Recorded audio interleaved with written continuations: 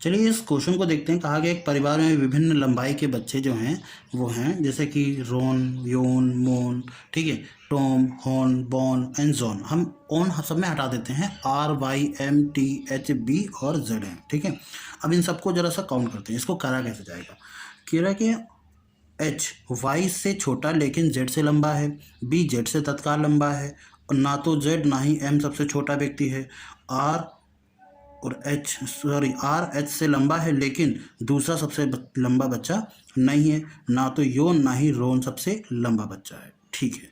तो इसको इस तरीके से करते हैं। 7 लोग हैं, 7 को हम इस तरीके से कैटेगरी में बांट देते हैं, 1 2 3 4 5 6 और एक और बना दिया 7, ठीक है। इस तरीके से जो सबसे बड़ा होगा वो यहाँ आगे आएगा, जो सबसे छोटा होगा उसको हम यहाँ लिखेंगे।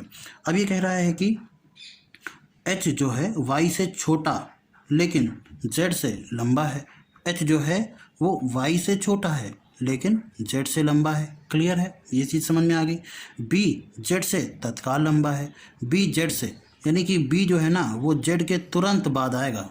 इसको हमने एक सर्किल में कर दिया क्योंकि ये तत्काल है। ना ही जेड ना ही एम सबसे छोटा है, यानी इस वाली पोजीशन पर ना तो जेड आएगा और ना ही एम आएगा, ठीक है। आर एच से लंबा है लेकिन दूसरा सबसे लंबा बच्चा नहीं है।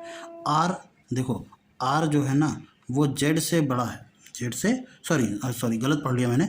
आर जो है वो एच से बड़ा है, एच से बड़ा है, पर दूसरा सबसे लंबा बच्चा नहीं, यानी यहाँ आर नहीं आएगा। कहीं भी आ सकता है, यहाँ नहीं आएगा। इतनी चीज़ समझ में आ गई। ना तो वाई और ना ही आर सबसे लंबा बच्चा है, यानी आर यहाँ पर भी नहीं आएगा, और यहाँ तो एक और चीज़ कह दिया गया है कि वाई भी नहीं आएगा। इसका मतलब ये सारे के सारे उधर ही जाएंगे।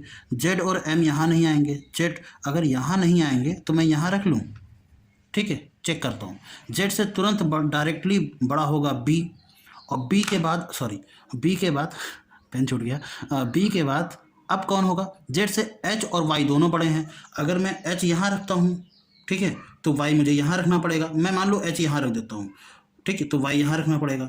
या एच यहाँ रखता हूँ तो वाई यहाँ रखना पड़ेगा, या एच यहाँ रखता हूँ, वाई यहाँ रख नहीं सकते, तो मैं यहाँ एच कहीं भी रख सकता हूँ, ठीक है। क्लियर है, मैं यहाँ कहीं भी रख सकता हूँ।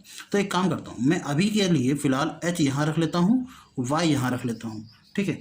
अब ये हमसे क्वेश्चन में कहा गया है कि एच से बड़ा कौन है? आर है, और यहाँ देखो दोनों में आर नहीं आ सकता है। इसका मतलब है मैंने यहाँ पर गलती कर दी, कुछ तो गलती करी है।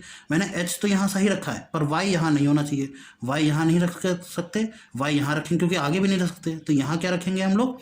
एच से बड़ा कौन है? आर। तो मैं यहाँ क्या रखूँगा? आर रख दूंगा। तो यहाँ हमने आर रख दिया, तो यहाँ क्या हो जाएगा? वाई। एम यहाँ नहीं आ सकता, तो एम को सबसे बड़ा कर दूँ, उसमें क्या दिक्कत है? हमसे ये थोड़ी ना कहा गया एम बड़ा नहीं हो सकता। अब सबसे छोटा कौन है?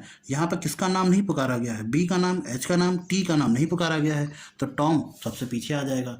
अब हमसे क्वेश्चन में ये कहा गया है कि 5वां सबसे लंबा बच्चा कौन सा है? 5वां सबसे लंबा बच्चा 1 2 3 4 5, तो बॉन सबसे मतलब 5वां सबसे लंबा बच्चा है। दूसरा सबसे छोटा बच्चा कौन सा है? जेड है। दूसरा सबसे बड़ा बच्चा कौन सा है? वाई है, ठीक है। तीसरा सबसे छोटा बच्चा कौन है? यही हो जाएगा।